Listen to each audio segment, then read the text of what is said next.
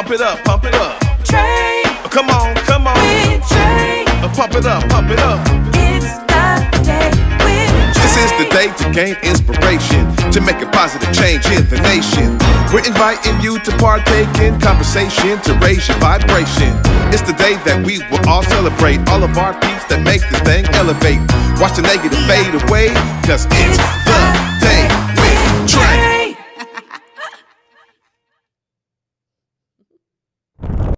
Grand Rising, everyone. Welcome to the Day with Trae. I'm your host, Trae Holiday. I get to welcome you to another fantastic episode of the Day with Trae. Really excited because my guest who's in the building is Miss Erica Walker. Hey. We're going to be talking about her role in Ain't Misbehavin, happening at Taproot Theatre, y'all. So you're definitely going to get into these details, and I'm so glad that she's here to tell us all about it. But y'all know this is the top of the show, so I'm always glad you're here joining us. This is really the best time where you all get to contribute to our growth here on the Day with Trae. Just share this show, however you're watching it or consuming it. Share it with others who you feel could benefit from our daily dose of dopeness we give you on the Day with Trae.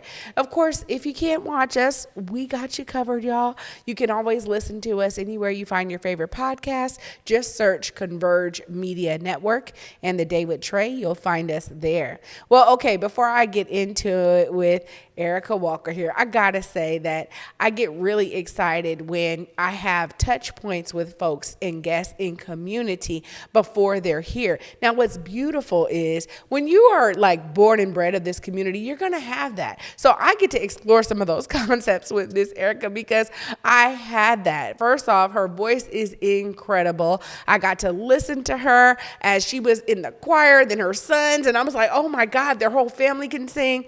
Incredible. But what I love is this, that when people are really caring about their community, they are contributors to their community. They contribute in a wide variety of ways that you may not ever even see. And what I also really adore is that's real. That's what makes community what it is. So funny enough, in my travels, I actually came across someone who said, you know what, Seattle's so nice, I moved here twice. And I said, really? I did listen more to that. And they talked about being from a city that has a large Black community, but coming to Seattle, they've experienced this collective nature of our Black community here in ways that they hadn't back in their hometown. It was incredible for me to dive in and ask a few more questions because I always get real geeked out about this, right? For those of you who don't know, I also studied like urban studies. So how cities are built is like in my brain as well. So I love being able to connect with folks who say Seattle's Black community is unique. Now, for me, I have lived other places, and so I'm experiencing this uniqueness at a high level just because of how involved and engaged I am in the community here. But I always go back to my elder, Dr. Maxine Mims, who said it best. As she traveled the globe, she said, look, there ain't nothing like Seattle's Black community. And there's always something special happening here. So I'm grateful to be a part of that and to be an active contributor to that. Now, y'all know what's coming next, don't you? I'm going to encourage you to be an active contributor to the community. Doesn't matter what your gift, time, talent, or treasure is, right? I always talk about that. It doesn't matter what your treasure is or what your gift is or your talent. If you are doing something that contributes to community, that's what matters. You could be a mentor for young people. You could be a part of a community choir or bringing your talent to a stage near you for community theater. You could be somebody who says, look, I created a company that now we employ community members. We teach them how to use this technology and do this job. And we are here to be an economic anchor. It doesn't matter what you do. The fact is when you pour in, I promise you, so many blessings pour out. So I'm encouraging y'all to be an active contributor to your community today. Well, coming up after this, we got an active contributor right here in the studio, y'all. Erica Walker is coming up next, and we're going to be talking all things Ain't Misbehavin. You don't want to miss it. Stay tuned. You're watching The Day with Trae. This May, Seattle Opera presents the return of Bizet's celebrated classic, Carmen.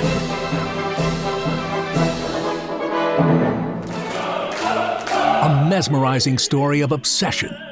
Dazzling sets, elaborate costumes, and iconic melodies make Carmen irresistible. Don't miss Carmen, May 2nd through 17th at McCaw Hall. Details at seattleopera.org. Discover the raw, essential story of Northwest modernism through the Seattle Art Museum's Beyond Mysticism. This exhibition features over 150 pieces celebrating the region's natural beauty and urban life. Get your tickets today at seattleartmuseum.org. We'll see you there. It's nice that we have resources to help us, follow our dream and still go to college, continue education. FAFSA has definitely given me the chance to get that post-secondary education that I want to get. As AVID teachers, we really help our students through those processes. So being able to provide all the tools is a gift. The opportunity is the doors are open for him to go to any college that he wants, any university statewide.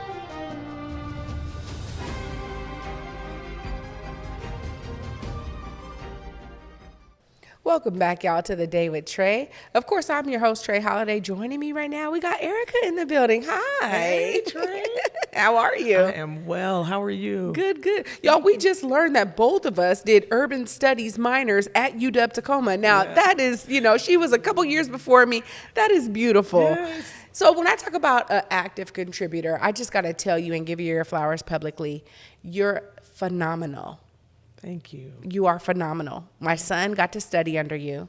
I saw you in choir first time. I saw you were with the youth choir. You were doing the choir directing for them. Then you were singing. Then your sons were singing. Then I saw them in the Teen Summer Musical. Then I saw you there with acts on stage. I got to tell you, I love when I get to see our people out here giving their gifts like that to the community. So I just got to thank you for that. Thank you, Trae. It's an honor. It really is an honor to be chosen, because I believe that I'm chosen to do the work that I do. I love what I do, the passion that I have for music and for community.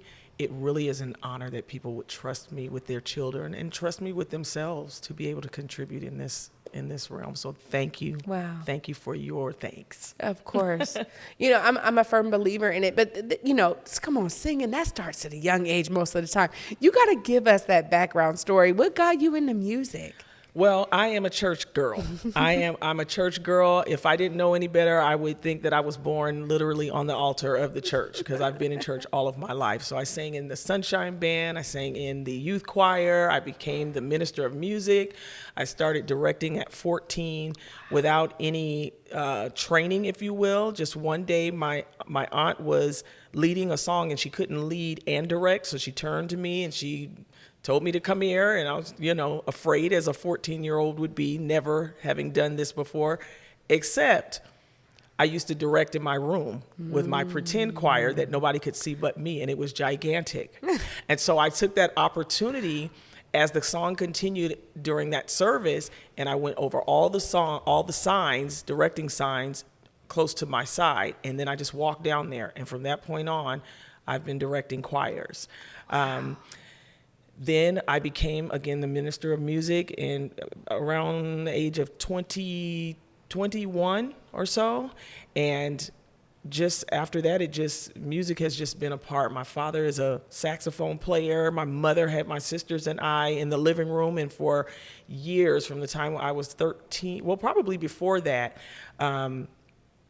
entering us into competitions, singing competitions for Sunday school, and we traveled all over the nation. We recorded a few projects. Some of our music is played in Japan. Even now, we're still getting like little hits every now and then. And we haven't sang together in almost 15, 20 years maybe. But I've always been music, and music has always been a part of my life journey.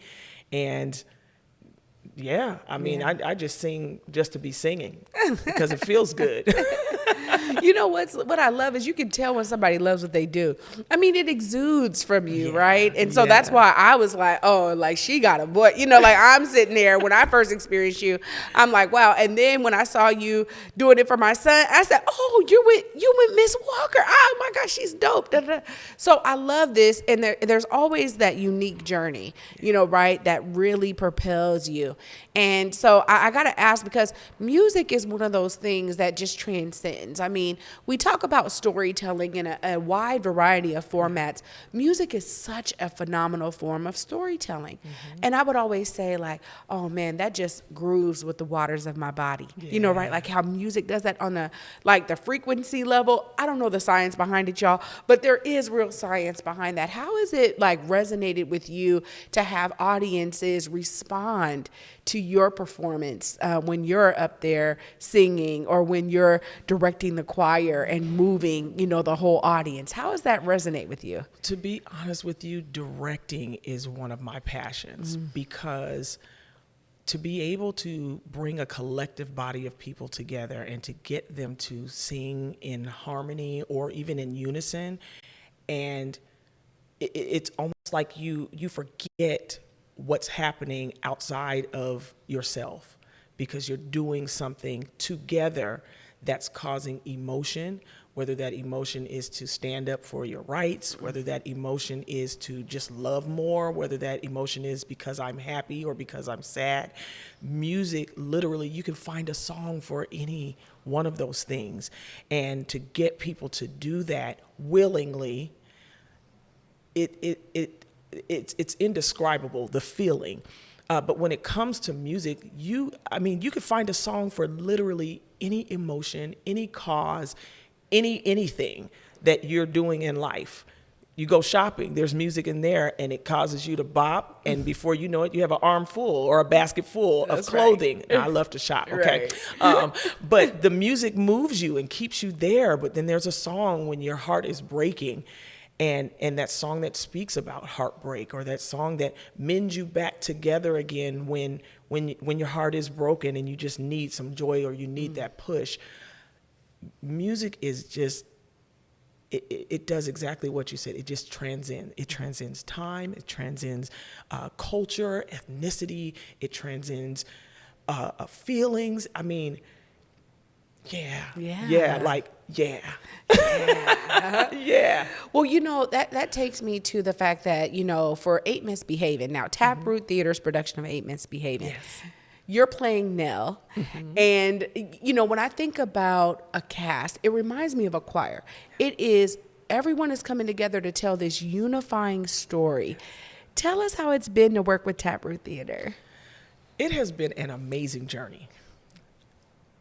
It has been an amazing journey. Like I tell everyone when they talk about, you know, my journey with Taproot, this is the first time I've ever been in a play or production. Wow. Literally, this is my first production like this. I've never been in theater per se. I mean, you've seen my children, you've seen my family in different regards inside of theater, but I've never done theater. And so to receive the call to audition, and just the way that I've been cared for speaks volumes to the theater community, the community at Taproot, how they make sure that that they check in beyond just my skill and what I can bring to the stage or what I can bring to that environment, but then also the respect that everyone has for each other. No one gets left out. Whatever you come to bring to the table, it's like a potluck, right? I have a little something, you have a little something, and we bring it to the table, and when you look, there's a feast of wonderfulness that we all get to eat, yes, that we all get to experience, that we all get to taste. And when you're not there, we can feel it. We can feel it. And so my experience with Taproot has been absolutely just phenomenal. Wow. Phenomenal, yeah. It's really great to hear this, because it's a continuation for me of the experience I had when my son was in a Raisin in the Sun at Taproot Theater. And that's what really introduced me to Taproot. And I was like, man, they are caring for these young kids who are playing Travis. They are caring for this cast. The adults in the cast were caring for them. And there was such intentionality that I experienced in terms of how do we lead with care? Because that's what's really going to bring the story out the best. When you feel cared for, you can really settle into the character in a way that the audience truly experiences. So I'm looking forward to seeing the show. Now, when we think about some of those highlights of this show, this being your first production, what are some of those things that really stand out to you? Well, first of all, the cast is so dope. The cast is amazing. And what makes it amazing is the fact that the chemistry off stage is just as dope. Like, we laugh together, we go to lunch together, we might text each other. There is real relationship cultivated as a result of us coming together. And I didn't really know anyone, maybe one person I knew, but everyone else, I just, I'm coming in as the newbie, if you will, and just to see how cool it is to get along and with strangers, and it doesn't feel like these are just my coworkers and I'm coming to work and we're just going to put on this show and then we're out. No, we literally have a blast backstage. And so the thing that stands out to me is, one, the relationship, the way that these characters come alive through these cast members. When I tell you, everyone is so dope. Oh my gosh, they sing, they dance, and they bring such a phenomenal professionalism that you would be proud of, and that you can be proud of, because that's you, that's me. And you can see yourself on that stage. They almost make you want to get up on stage during the during the performance, because it's just that phenomenal. And I'm honored to be a part. Like, I could be sitting in the audience, but I'm a part of these great, amazing, and wonderful people that have this amazing body of work that just keeps going and keeps making people smile. And I'm just, I love them. I love them. For real, I love them. You could tell. You could tell, right? Like, that's coming from the heart. Absolutely. Which I love. But, I also think, too, that camaraderie, that chemistry, that's what the audience experiences. So I always think it benefits any production to really work to have that. And in some cases, you're like, look, I can give it to you on stage, but off stage, I don't know. And I love when you can have that thorough line, because it's so important. Well, I'm such a fan of characterization, so I love how you talk about everybody embodying these characters. Tell us what that was like for you playing Nell. How do you feel like Erica turns into Nell? What is that process for you, and what are some of those things you're hoping the audience experiences through your character? Yeah, so Nell, I remember her from Facts of Life, and then the spinoff from Give Me a Break, which was her spinoff show, sitcom. And that's what I remember of Nell. When we got into the forming and talking about Nell and all the characters and what she was and how she presented herself, I found myself in Nell. Like, she was confident. She knew what she wanted. She knew what she didn't want. She knew what she didn't want. And how that played out during this show. One thing that I was nervous about is the fact that Nell is a vocal, she was, rest her soul, vocal beast. When I tell you, I come from a church background, so my gospelness only picked up three parts, a soprano, alto, and tenor. So I came in there ready to do a Nell Carter for you. But when they begin to play the music and pluck out the parts, I was like, Nell did all of this? And by the second line, I'm looking around like, somebody is punking me. Like, where are the cameras? What are we doing right now? But it was an honor that they would select me, because it challenged me to step into, musically, step into a space where I was not familiar with. And I only wanted to honor the great, amazing Nell Carter. And so I took that on. And for a moment, I saw myself trying to do what Nell did vocally. And the director and the production cast had to tell me a couple of times, we don't want you to do Nell. We want you to do Erica. And so that calmed me down because I just wanted to honor Nell. I wanted to give what Nell gave. But it was like, no, you're bringing you, and that's good enough. And so for me, that transcends off the stage because I've had issues in the past with self-esteem and was I good enough and could I really do what people are trusting me to do or what they see in me? And I did it. So in my mind, I am paying tribute and I am honoring the great Nell Carter. And I was able with that mindset to learn all these different jazz chords, go from tenor to high soprano or bass at times, and really be able to deliver a Nell Carter, a tribute to Nell Carter that I believe that she would be proud of if she was able to sit in those seats today. Wow. Ooh, you're giving me so many good nuggets to look out for. You know, I always love to think about, especially with this being your first production, you know, you've seen productions, your kids have been in productions. When you think about the audience, what do you want them to walk away with when they come to see Ain't Misbehavin at Taproot? What are some of those major things you want them to go, wow, I'm going to keep that one with me? Well, there's several different messages. Ain't Misbehaving is not like one of those plays where you can follow a storyline. Every character has their own journey within, and the songs kind of tell their story, if you will. But one thing that I really want people to walk away with is joy. The joy that not just the music is amazing and wonderful, or you know the dancing is phenomenal, because all of that is absolutely. But where do you see yourself in this? This is our story as African Americans. This is our story. This is our joy. We are simply inviting others to come in and play along with us, to enjoy the joy that we so magnificently display on a daily basis, that maybe what you see on TV or maybe what you have read in magazines or newspapers or books or in blogs, really not, that's not the end of the story, but there is joy, there is hope, there is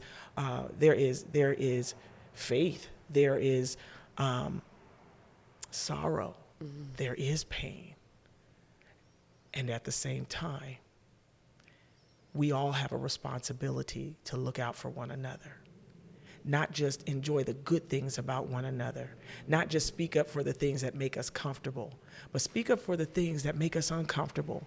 Even if it doesn't impact you directly, it impacts you as my sister or as my brother.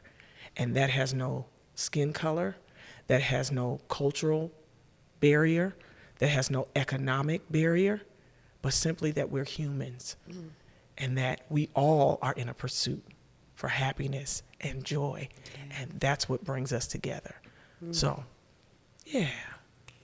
That's what I'm talking about. First off, because we need that message today. Absolutely. This is what I love about art, is art has a great way, even when it is a piece like of a time. This is a timeless piece, Ain't Misbehavin', right?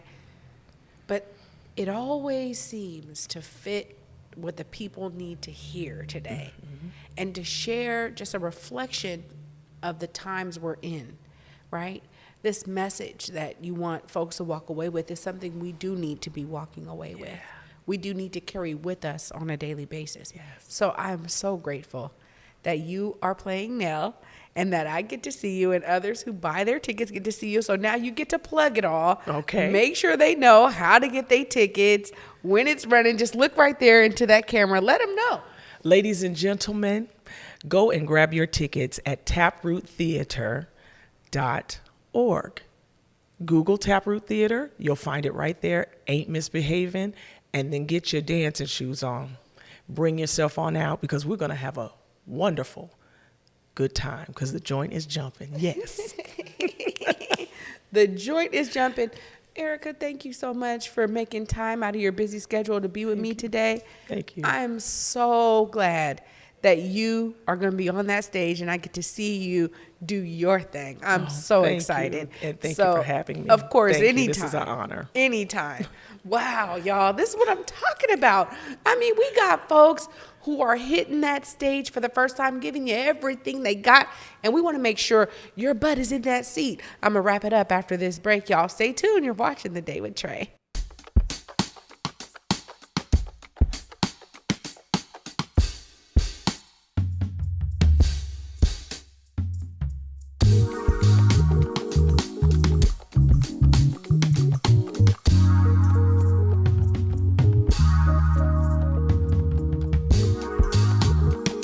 All right, yo, this is it, okay?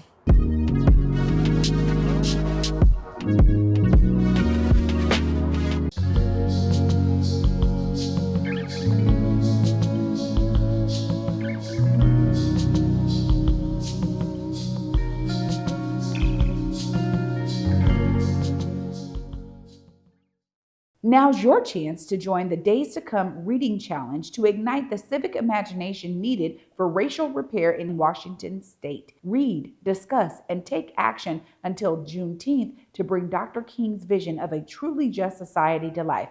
Visit saarcpnw.org for more information. I was like, that commercial was my voice. Oh, okay. What's up, y'all? Welcome back to The Day with Trae. I'm your host, Trae Holiday.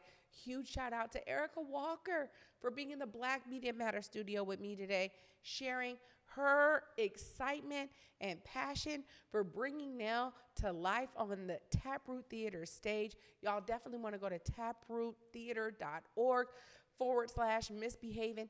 Get your tickets to the show today. Now, what I'll say is this.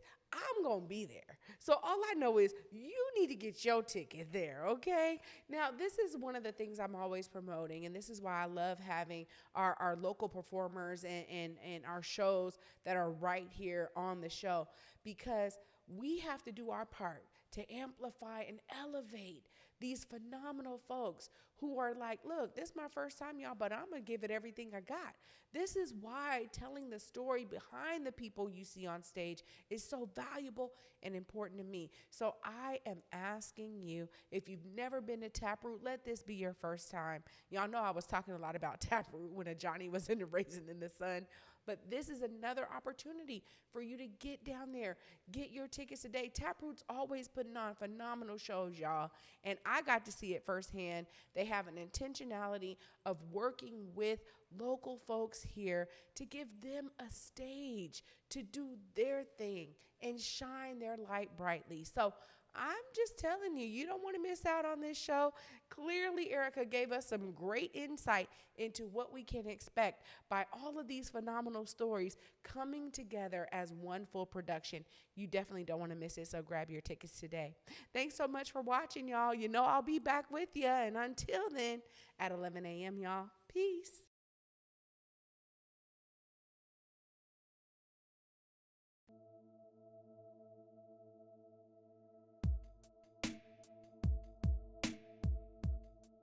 Converge Media produces culturally relevant content for Black and urban audiences. Our coverage is raw, transparent, and objective, praised by community leaders, government officials, and residents. Support Converge Media today via Venmo, Cash App, or PayPal at Converge Media.